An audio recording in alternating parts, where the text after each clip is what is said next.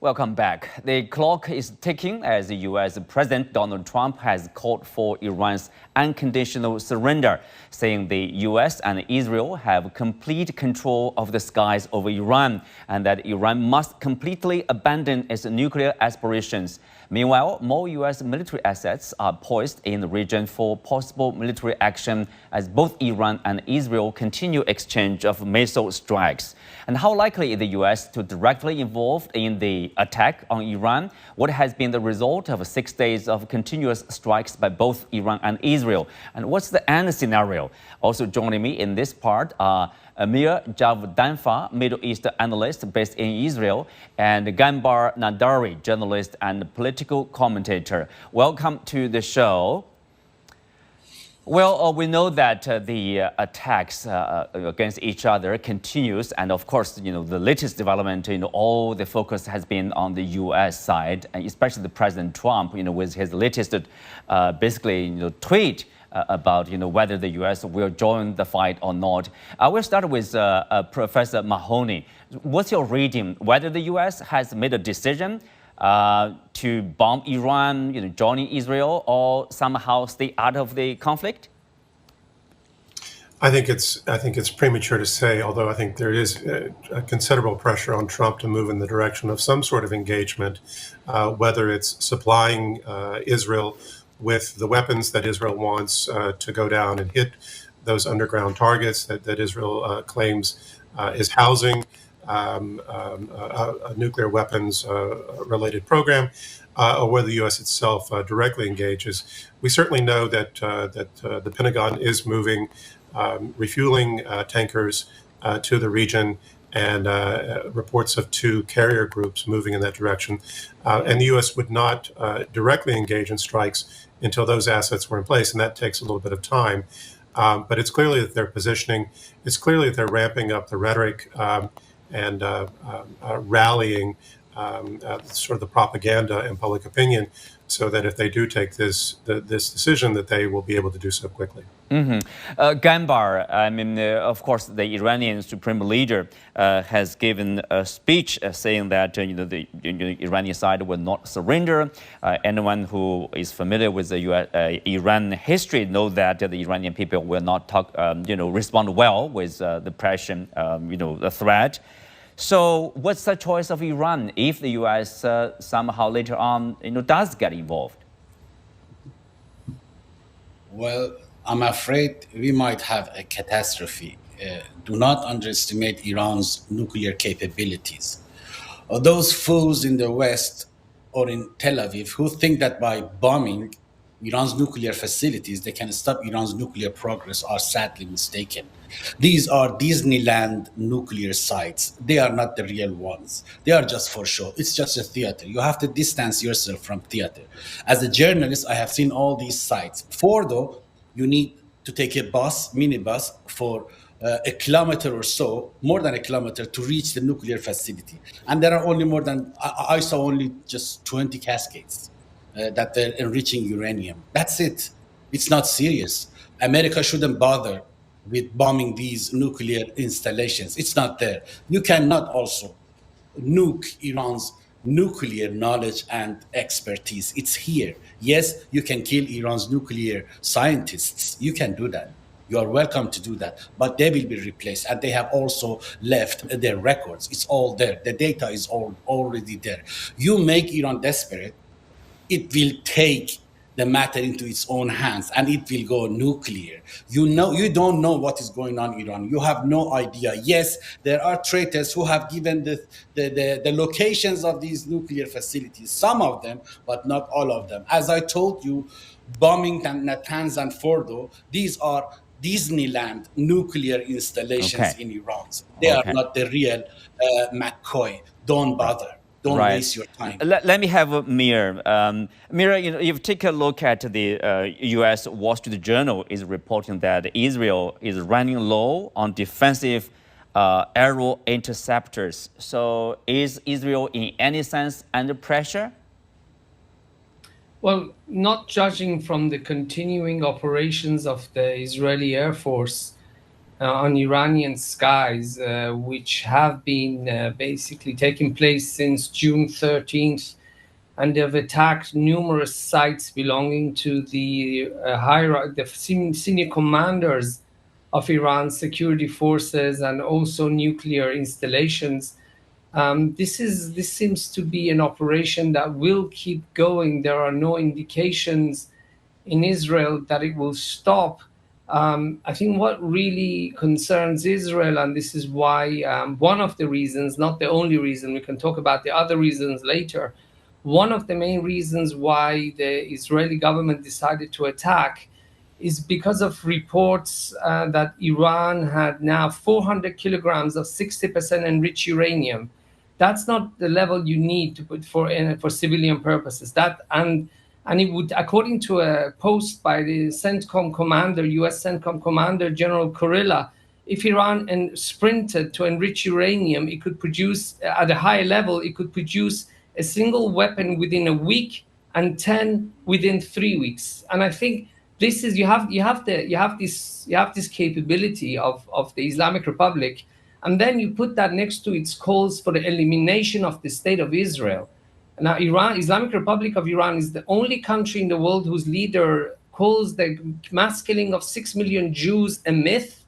It arranges Holocaust cartoon competitions, and the supreme leader calls and congratulates those who arranged it, and it writes on its missiles in Hebrew, as they did in 2016, that Israel must be wiped off the face of the earth. Mm-hmm. When you put that capability next to the intention, this is a threat that no Israeli government could live with, and this is one of the reasons, not the only one, we are where we are today. Mm-hmm. Well, let me have John here. Of course, the Israeli side has talked about, Iranians just a couple of days away from making a nuclear bomb. Prime Minister Netanyahu talked about a nuclear holocaust. But then if you look at the U.S. side, the National Intelligence Director, Tulsi Gabbard said, Iran is not making a nuclear bomb. The country, leader has ordered not to make a nuclear bomb. But why there's a difference in terms of the intelligence here? Well, first of all, I think the theory that Iran has developed the enrichment not so much for civilian usage, I sort of buy this theory. I mean, there's no need for enrichment to 60% level, right? Mm-hmm. But the thing is that I think there's still a long way from reaching a sort of close to 100% enrichment to a bomb and put it on a platform that can be launched. It is a long way to go. I mean, we start to hear this, I think it's in 2003 or 5. I mean, 20 years ago. I'm quoting. I'm not saying that I know this, but I'm quoting the U.S. Congresswoman from Georgia, Margaret Taylor's. What is his name? Margaret Taylor. I forgot her last name. She said, we've been hearing this for 20 years, right? So I think, I'm a little bit skeptical that Iran is so much close to developing a nuclear weapon that can be delivered very soon, okay? Right. And also bring another context. I mean, Israel is also widely regarded as a nuclear power as well. Mm-hmm. I mean, this is open secret, right? Yeah, this is sort of like an open secret. So I think if you put these things into context, you understand that this war, in my view, is totally unwarranted. I think one important question is whether President Trump is going to intervene to be dragged into this from America's perspective, and what's the consequences of that. Yeah. I think the answer is still out there. Probably he's still debating. He had a National Security Council meeting for an hour and a half, and reportedly from CBS, there's no decision being made so far. Right. So it's still very much hanging in the balance. But I would argue that once America is involved by dropping bombs in Iran, this is going to have a huge and profound global impact. Mm-hmm. We can potentially talk about oil price shooting to $400 per barrel.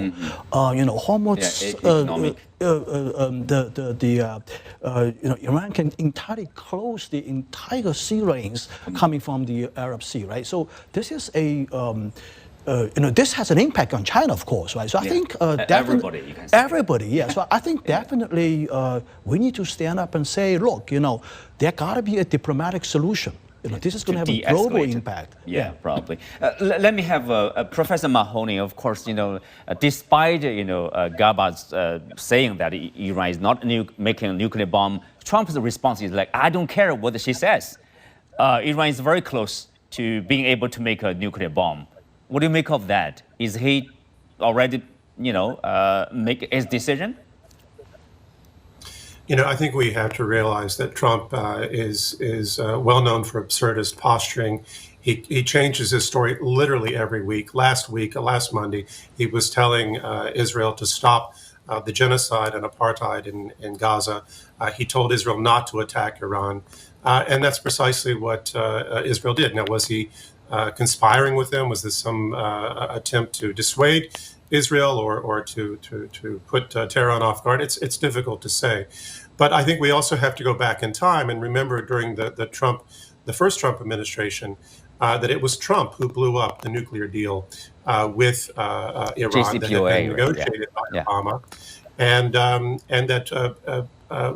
the fact that he did other things that were considered very provocative, like assassinating an Iranian leader, in tandem with this, advancing the Abraham Accords, moving the U.S. Embassy to Jerusalem and Israel. Many people believe that this dramatic shift in American policy is what gave Netanyahu and the Israelis a blank check to begin radically expanding illegal settlements in the occupied territories, right. Which then created this milieu that completely destroyed the possibility of a two-state solution, which has always been the strategic goal of the Netanyahu regime. So, it was he that put this in motion by a lot of analysis. And now here we are. And one of the things that I think that's really sort of absurd is just days before Israel attacked, you had this big swing in public opinion in Europe against the genocide and apartheid in Gaza, and now because Israel has attacked Iran, you have all these G7 countries saying they support Israel's right to defend itself. I don't know what the logic is here, except something really dark and malign. Let me have Mir. Mir, of course, people are guessing, what's the ultimate goal of Israel in terms of the military operation against Iran? Is it the destruction of the nuclear facility? Is it the change of the government or the collapse of the government? That's an excellent question. I would say there's at least two goals, and I will list them in order of importance. The second most important goal is to stop Iran from supporting groups that want to kill Israelis. From 1991, the Islamic Republic of Iran has spent tens of billions of dollars on groups such as Islamic Jihad, Hamas, who have killed Israelis in buses and cafes during the peace process. And this is actually, Professor Mahoney, this is another reason, this is one of the reasons we don't have peace. Every time Israel gave up occupied territory, more and more of our citizens were killed in buses and cafes, which is what brought Netanyahu to power in the first place. And and then we had October 7th, which was the Islamic Republic supports Hamas before. And 2 days after the massacre of October 7th, Ayatollah Khamenei stated publicly that the hands and the arms of the planners of this attack should be kissed. And then they stood by Hamas, they invited Ismail Haniyeh. So Israel wants the Islamic Republic of Iran, a country with whom we have no border, we are not occupying their territory, to stop supporting groups that want to kill and maim Israeli citizens. Number two. Number one, the biggest goal is to get the Islamic Republic of Iran leadership to sign the new nuclear agreement with Donald Trump. Yes, President Trump made a mistake to leave the deal in 2018. I agree with Professor Mahoney. But we should also remember that President Biden tried for 4 years to go back to the nuclear deal, and it was the Islamic Republic of Iran who refused. And now there's a new deal, and Israel wants to use the military leverage to get the Islamic Republic to sign the new nuclear deal. We have to stop there. And of course, I know we have a lot to cover. Wait for another day. With that, we are coming to the end of today's show. Many thanks to our guests. You can also find us on the CGTN app on YouTube. I'm Xu Qianzhuo. Thanks for being with us. See you next time.